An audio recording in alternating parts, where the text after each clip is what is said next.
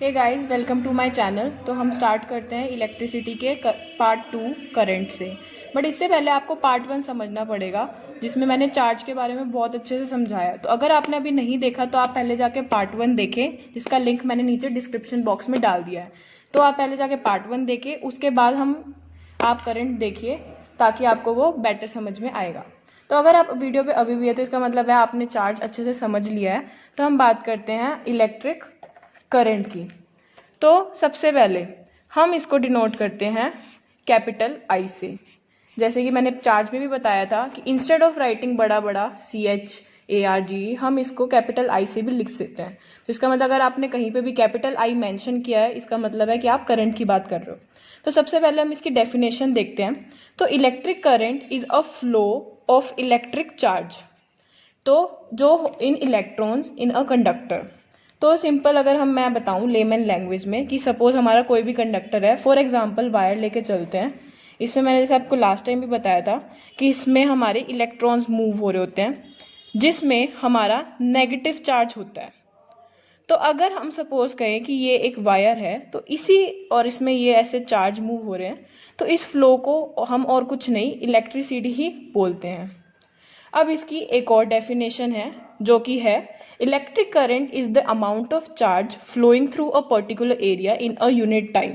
Suppose similarly अगर हमारे पास wire है, एक यूनिट टाइम यानी कि 1 second, 1 unit time means 1 second, उसमें अगर हमारा कोई भी चार्ज फ्लो कर रहा है, जितना भी ये चार्ज फ्लो कर रहा है, तो इसका जो भी मेजर आएगा वो हमारा कुछ और नहीं इलेक्ट्रिक करंट की वैल्यू आएगी। तो अब इसी डेफिनेशन से हम ये हमारा फॉर्मूला भी निकाल सकते हैं, जो है current equals to charge upon time. Charge को हम Q से डिनोट करते हैं और टाइम को T से। तो इसकी SI यूनिट क्या होती है हमारी करंट की? एम्पेयर। अब इससे हम रिलेटेड एक न्यूमेरिकल या एक इसको हम थोड़ा समझने की कोशिश करते हैं। सपोज आपकी एक वायर है और इसमें चार्ज मूव हो रहा है, ठीक है।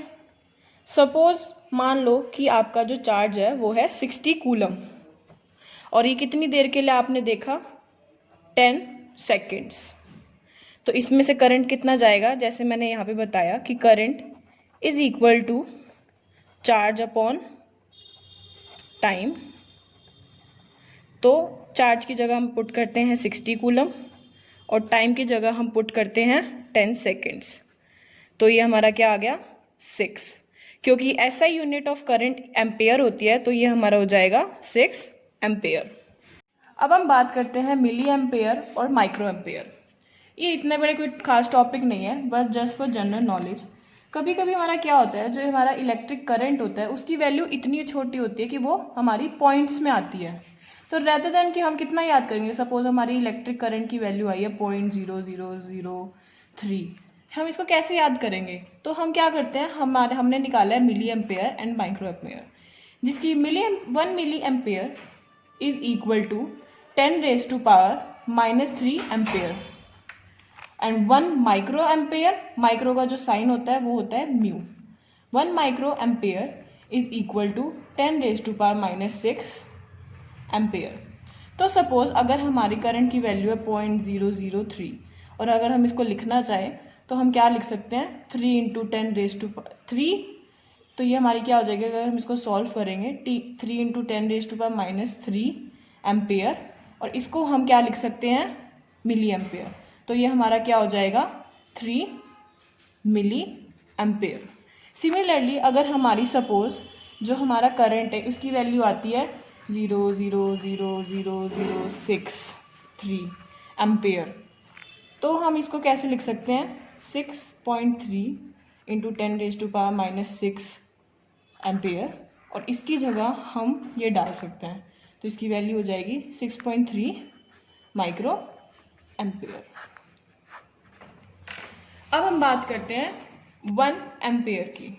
हमेशा हम बात करते हैं जब भी कोई SI यूनिट होती है उसमें अगर हम कहते हैं कि अगर वो उसकी यूनिट 1 है तो इसका क्या मतलब क्या है? कभी कभी पेपरों में आ जाता है कि अगर SI यूनिट 1 है तो इसका क्या मतलब है।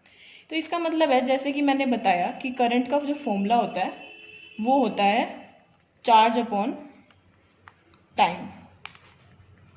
ठीक है, तो अगर करंट 1 एम्पेयर है, 1 एम्पेयर, तो ऑब्वियस ही बात है चार्ज हमारा 1 कूलम होगा और जो टाइम होगा 1 सेकेंड होगा। तो जो हमारी इलेक्ट्रिक करंट की डेफिनेशन होती है कि कितना चार्ज फ्लो कर रहा है एक पर्टिकुलर यूनिट टाइम में, उसको हम करंट बोलते हैं। तो सिमिलरली अगर हम कह सकते हैं कि अगर हमारा 1 कूलम चार्ज 1 सेकेंड के अंदर फ्लो हो रहा है किसी भी कंडक्टर से, तो वो हो जाएगा हमारा 1 एम्पेयर इलेक्ट्रिसिटी। तो इसी से हमारी इसकी डेफिनेशन आ जाती है that 1 ampere is a flow of 1 coulomb of charge पर सेकेंड। ठीक है, नेक्स्ट हम बात करते हैं, ये एक बहुत छोटा सा टॉपिक है इलेक्ट्रिक करंट। ये एक बहुत छोटा सा पॉइंट है, टॉपिक नहीं है, पॉइंट है कि जो हमारा जो करंट है वो मेजर करता है इस एक डिवाइस जिसका नाम है एमीटर। इसको हम सीरीज में लगाते हैं एक सर्किट में। इसकी रेजिस्टेंस जो होती है बहुत कम होती है, बट ये अभी वास्ट है थोड़ा, इसको हम आगे डिस्कस करेंगे जब हम आपको सर्किट समझाएंगे। अभी के लिए सिर्फ इतना जानना ज़रूरी है कि इसको जो हमारा इलेक्ट्रिक करंट किसी भी सर्किट में से पास हो रहा होता है, तो अगर हम उसको मेज़र करना है कि वो कितना है, तो हम इस डिवाइस को यूज़ करते हैं जिसको बोलते हैं एमीटर। अब जैसे कि मैंने आपको एक बहुत इंपॉर्टेंट फॉर्मूला बताया कि I is equal to Q/T। ये एक बहुत इंपॉर्टेंट फॉर्मूला है और इस पर हमारे बहुत सारे न्यूमेरिकल्स बनते हैं, बहुत सारे नहीं बट बहुत इंपॉर्टेंट और कुछ न्यूमेरिकल्स बनते हैं। तो हम एक दो न्यूमेरिकल्स की प्रैक्टिस करते हैं। अब जैसे कि हमारे पास ये न्यूमेरिकल है, पहले इस न्यूमेरिकल को पढ़ते हैं कि इसमें लिखा क्या है। An electric bulb draw a current of 0.25 ampere for 20 minutes. Calculate the amount of charge flowing through the circuit. अब इस टाइप के क्वेश्चन करने को पहले, चाहे आप बोर्ड में काम कर रहे हो या फिर चाहे आपके स्कूल के नॉर्मल एग्जाम हो, सबसे पहले टीचर को भी अच्छा लगता है और आपको भी इससे बहुत आसानी होगी कि जो आपको डेटा गिवन है पहले उसको साफ साफ एक लाइन में लिख लो कि आपको क्या क्या गिवन है। अब जैसे कि इसमें मुझे करंट गिवन है, करंट को हम डिनोट किससे करते हैं, आई से, कितना 0.25 एम्पियर। उसके अलावा मुझे टाइम गिवन है कि वो कितनी देर तक उस सर्किट में जो करंट है वो घूमा है, जो कि है 20 मिनट्स। प्लीज़ हमेशा अपना ध्यान रखिए कि जो हमारा टाइम जो है वो किस में दे रखा है, मिनट्स में दे रखा है, सेकंड्स में दे रखा है, क्योंकि बहुत ज़्यादा जो गलती होती है बच्चों की इसी में होती है। और हमेशा मेंशन होना चाहिए, हमेशा आपको जब भी आप इसमें लिखो हमेशा मेंशन होना चाहिए, यूनिट साथ में मेंशन करो ताकि आपको प्रॉब्लम ना आए। अब जैसे ये टाइम 20 मिनट्स में दे रखा है, लेकिन जो हमारा करंट का फॉर्मूला होता है उसमें जो हमारा टाइम होता है वो हमेशा सेकंड में होता है। तो इसे हमें सबसे पहले सेकंड में कन्वर्ट करना पड़ेगा, और सेकंड में कन्वर्ट करने के लिए क्या होता है 20 × 60 which is equals to 1200 seconds. आपने कन्वर्ट कर दिया। अब उसके बाद देखो कि निकालना क्या है, हमें निकालना है चार्ज। चार्ज क्या होता है, चार्ज को रिप्रेजेंट कैसे करते हैं, कैपिटल Q से, उसके आगे लगा दो क्वेश्चन मार्क, ताकि टीचर को भी समझ आए, टीचर को बार बार क्वेश्चन पेपर पे जाना ही ना पड़े, वो बस आपके में ये देखे कि क्या आया है। और इससे क्या होगा, जब टीचर को ज़्यादा प्रॉब्लम नहीं होती ना पेपर चेक करने में, तो वो बड़े आराम से आपको नंबर देता है और वो ज़्यादा ना घुस के नहीं देखता चीज़ें। अब आगे हम इसको सॉल्व करते हैं। तो सबसे पहले हमेशा, चाहे कोई भी पेपर हो, उसमें आपको हमेशा फॉर्मूला मेंशन करना है। फॉर्मूला क्या होता है, पहले आप इसको इसमें मेंशन करो वर्ड्स में, current is equal to charge upon time. उसी के साइड में आप इसको सिंबल्स में भी कर सकते हो, बट अगर आपने ये भी कर दिया तो बहुत है, ये कर दिया। उसके बाद आप अपनी नॉर्मल वैल्यूज पुट करो, तो यहाँ पे क्या होगी, करंट और in bracket I can write I is equal to charge. Charge हमारा है नहीं, टाइम हमारा कितना है हमारे पास 1200 सेकेंड्स। यहाँ पे आप सेकेंड्स चाहो तो पुट कर सकते हो, वैसे कर देना चाहिए। और हमारा यहाँ पे करंट कितना है, हम नेक्स्ट लाइन में पुट करें या पहले एक एक में पुट करें, क्या है 0.25 ampere, Q equals to 1200 seconds. ये जो फॉर्मूलेज होते हैं ना और जो ये क्वेश्चंस होते हैं, इनको स्टेप बाय स्टेप ही करना होता है, कभी भी हमें बीच में नहीं इसमें कभी भी हमें ना एक स्टेप नहीं छोड़ना चाहिए, हमेशा स्मूथली जाएंगे तो आपके न्यूमेरिकल्स हमेशा अच्छे से सॉल्व होंगे। अब हम इसको इधर ले जाते हैं, 0.25 ampere is equal to in into 1200 seconds. अब आप इसको सॉल्व कर दो, 25 इंटू 100 इंटू 1200, ठीक है। आप इसको यहाँ पे छोड़ सकते हो, या फिर आप जब मेंशन करो तो आप ये नहीं लिख सकते, मर्जी आपकी है टोटली।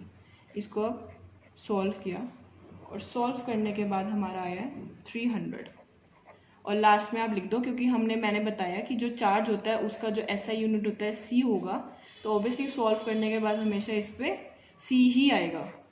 तो ये हो गया 300 सेकेंड, 300 कूलम, ठीक है। और हमेशा हमारा जो SI यूनिट लास्ट में मेंशन करना बहुत ज़रूरी होता है। टीचर्स हमेशा हाफ मार्क्स ज़रूर काटता है कि अगर आपने ये मेंशन नहीं किया होता। अगर आप इसको मेंशन कर दोगे तो आपको पूरे नंबर मिलेंगे, आपको कोई प्रॉब्लम नहीं होगी, ठीक है। तो ये हमारा था एक न्यूमेरिकल। अब हम बात करते हैं दूसरे न्यूमेरिकल की। सेम ही है, ज़्यादा डिफरेंस नहीं है। क्या है, इसको पढ़ते हैं। अ current of 0.5 ampere is drawn by a filament of electric bulb 10 minutes. इसमें भी हमें क्या निकालना है, चार्ज। तो पहले साफ साफ हमेशा रूल बनाओगे, सबसे पहले जो आपको गिवन है वो वैल्यूज आप लिखोगे। वो क्या है हमारी, करंट क्या है हमारा I, कितना गिवन है 0.5 A, जो हमारा टाइम है कितना गिवन है 10 मिनट्स। ऑब्वियसली अब देखो मिनट्स है तो हमें इसको सेकंड्स में कन्वर्ट करना पड़ेगा, तो ये हमारा हो गया 600 सेकंड्स, और हमें निकालना क्या है, चार्ज। सबसे पहले हम लिखेंगे फॉर्मूला क्या होता है हमारा, current is equal to charge upon time. अब इसमें पुट करो, चार्ज करंट हमारा कितना है 0.5 है, चार्ज हमें निकालना ही है, और जो हमारा टाइम है वो कितना है 600 सेकेंड्स। अब इसको नेक्स्ट में ले आओ, इसको ऐसे लिखो, charge is equal to 600 seconds into में 0.5 A। अब इसको सॉल्व करो, सॉल्व करने के बाद क्या आएगा, सॉल्व करने के बाद इसका आएगा 300 अगेन, और ऑब्वियसली चार्ज का हमारा जो भी यूनिट होता है वो लिखो C। हमेशा स्टेप बाय स्टेप चलो, कभी भी आपको डाइव नहीं मारना। जैसे कि अगर यहाँ पे ये चार्ज था, आपने इसको इधर ले जाने के, अगर आप ये लिखने के बजाय सिंपल सॉल्व करके सीधा 300 लिख देते तो वो आपको प्रॉब्लम भी होती और वो टीचर को भी पढ़ने में मज़ा नहीं आता। इससे आपके क्या होता है, कभी भी स्टेप्स पे मैं एम्फेसाइज करती हूँ स्टार्टिंग में कि आप कभी भी स्टेप्स पे डाइव मत मारो। जब आप स्टार्टिंग में पढ़ना शुरू कर रहे हो, पहले अच्छे से सॉल्व करो, और ये आदत कभी भी चेंज मत करो, क्योंकि पेपर टाइम में अगर आपको बहुत अच्छे से चैप्टर आता है तो आप ये स्टेप्स स्किप करने लगते हो, बट ये स्टेप्स स्किप करने के नहीं होते, टीचर बहुत आसानी से मार्क्स काट लेता है। अब हम बात करते हैं कन्वेंशनल करंट की। ये इतना इम्पॉर्टेंट टॉपिक नहीं है, बट हमें पता होना चाहिए हमारी नॉलेज के लिए। कभी कभी बहुत रेयर चांसेस है पूछ सकते हैं कि कन्वेंशनल करंट क्या होता है, बट ये नहीं होता, बट हमें नॉलेज होनी ज़रूरी है। क्या होता था पहले के टाइम में, सिर्फ इतनी ही डिस्कवरी हुई थी कि हमारे पास पॉजिटिव चार्ज है और हमारे पास नेगेटिव चार्ज है। तो पहले के टाइम पे लोग मानते थे कि जो हमारा जो इलेक्ट्रिसिटी जो फ्लो हो रही है ना, वो इस पॉजिटिव चार्ज की वजह से फ्लो हो रही है। बट बाद में जब इलेक्ट्रॉन्स डिस्कवर हुए तो पता चला कि नहीं भाई, गलती हो गई है हमसे, और जो भी ये फ्लो हो रहा है ये हमारा इलेक्ट्रॉन्स के, ऑब्वियसली इलेक्ट्रॉन्स नेगेटिव चार्ज अपने ऊपर कैरी करते हैं, तो ऑब्वियसली इलेक्ट्रॉन्स के पता होने के बाद हमें पता चल गया कि इसमें इलेक्ट्रॉन्स होते हैं जो कैरी करते हैं। तो पहले अगर सपोज पॉइंट A से पॉइंट B इलेक्ट्रिसिटी मैं कहूँ फ्लो हो रही है, पहले के लोग ये मानते थे, बट क्या हुआ, बाद में पता चला कि इलेक्ट्रॉन्स होते हैं, तो कायदे से तो हमारी B से होनी चाहिए ऑब्वियसली, क्योंकि पॉजिटिव है और इलेक्ट्रॉन्स उससे नेगेटिवली होते हैं, तो ऑब्वियसली जो डायरेक्शन भी होगी वो भी उल्टी होगी।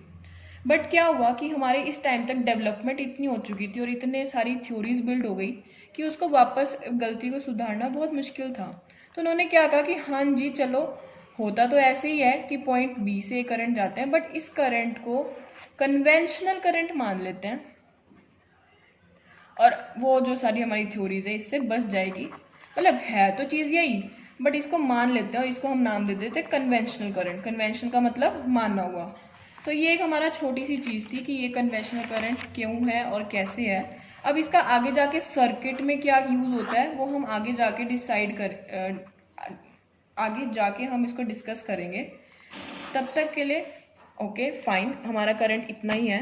अब नेक्स्ट वीडियो में हम पार्ट 3 में बात करेंगे पोटेंशियल डिफरेंस, जिसकी वजह से हम समझ पाएंगे कि कन्वेंशनल करंट, पोटेंशियल डिफरेंस और ये सब कुछ क्या होता है।